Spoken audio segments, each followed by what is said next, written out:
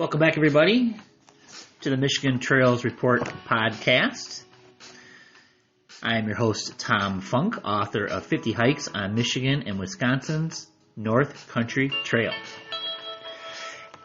I am continuing to put my books to podcast format so you can enjoy them while driving to the trailhead.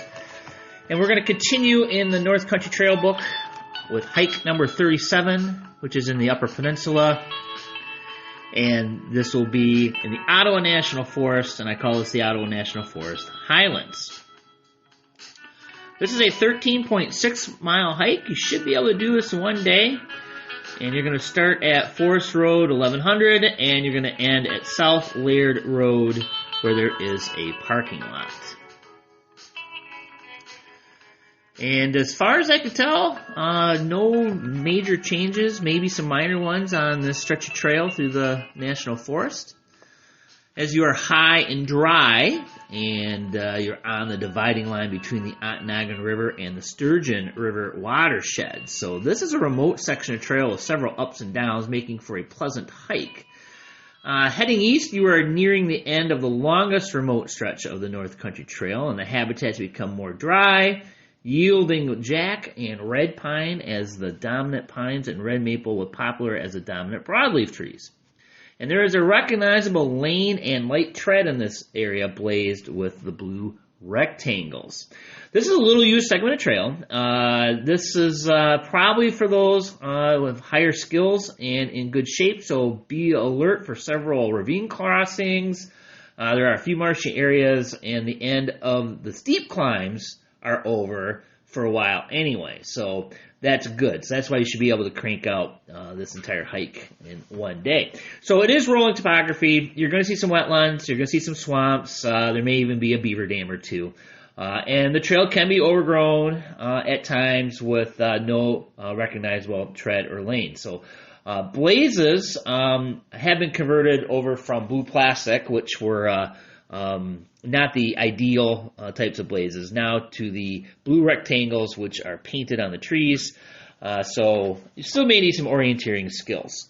A tip that I have done is I program into a GPS like road crossings and campgrounds and things like that. So if I do get lost, I can at least go to a waypoint. How to find? Well, you're going to take, to look for the west end of the segment, you're going to take Forest Road 1100. So take Forest Highway 16 north out of Kenton for about 16 miles, turn left or west onto Pori Road and continue for 3 miles, turning south on Forest Road 1100 to find the roadside parking.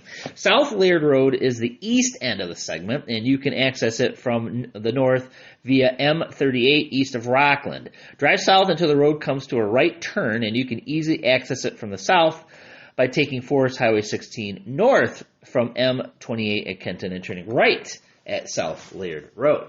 There is a parking area at Forest Highway 16 as well, and there's even a spur trail that comes in from Bob Lake National Forest Campground, which is also accessed off of South Laird Road between Pori Road and Forest Highway 16. For Bob Lake, keep your eyes open for directional signs because I've been there a bunch of times, and every time I go there, I'm like, this doesn't seem right, but then I'd see a sign, so follow the signs. Backcountry camping is allowed as far as facilities and services are concerned, but otherwise there's nothing. So Bob Lake has potable water and a rustic campground. From Forest Road 1100, you'll hike east and cross over New Home Creek on a bridge and look for a possible campsite in this scenic area. You'll cross the active Escanaba and Lake Superior Railroad tracks at half mile from Forest Road 1100 and head into the mature forest. You'll cross Forest Road 1470 at the 3.2 mile mark, which turns into a nice hike through a mature forest, then a short walk on an old road near a large beaver pond. Watch where to leave that old road for an abrupt turn south onto the trail. Keep your eyes peeled for trail markers. Afterward, look for a spur trail on your left to Bob Lake, which is a trail that is 0.4 of a mile to the campground. The spur trail is blazed white and is on high and dry land. Bob Lake is 1 mile from the North Country Trail and has 17 campsites. From the intersection with the spur trail, continue to Forest Highway 16, which is at the 4.6 mile mark. And this paved road has a parking area, and you'll hike east while enjoying rolling topography through forested lands. After crossing Forest Road 1500 at the 5.9 mile mark, you'll start to notice some moderate climbs and descents through the forest. There are several campsites west of Wiggle Creek and boardwalks on the hike to the South Laird Road crossing. The trail crosses South Laird Road twice, once at the 12.4 mile mark, where it and Forest Road 1360 intersect. The trail briefly parallels South Laird Road to the south, then crosses it again at 13.6 miles. You'll start a downhill descent over several feeder creeks of the Sturgeon River at this point. The trail will become a road walk for a quarter mile until shortly after South Laird Road makes a north bend. And from this point to the east, the trail is well maintained and marked. And I recall when I hiked it, there was quite a bit of active logging going on in this area. None of which interfered with the trail, but I saw and heard quite a few trucks as I was paralleling the road. So there is a bar in a little burb called Rousseau, and it's called the world famous Rousseau Bar. And their claim to fame, they say anyways, is they are the most remote bar in the state of Michigan. You got to go miles before you find another one. So if you're just doing a day hike in the area, check out the Rousseau Bar. It's a pretty cool little spot to stop. All right, there you go.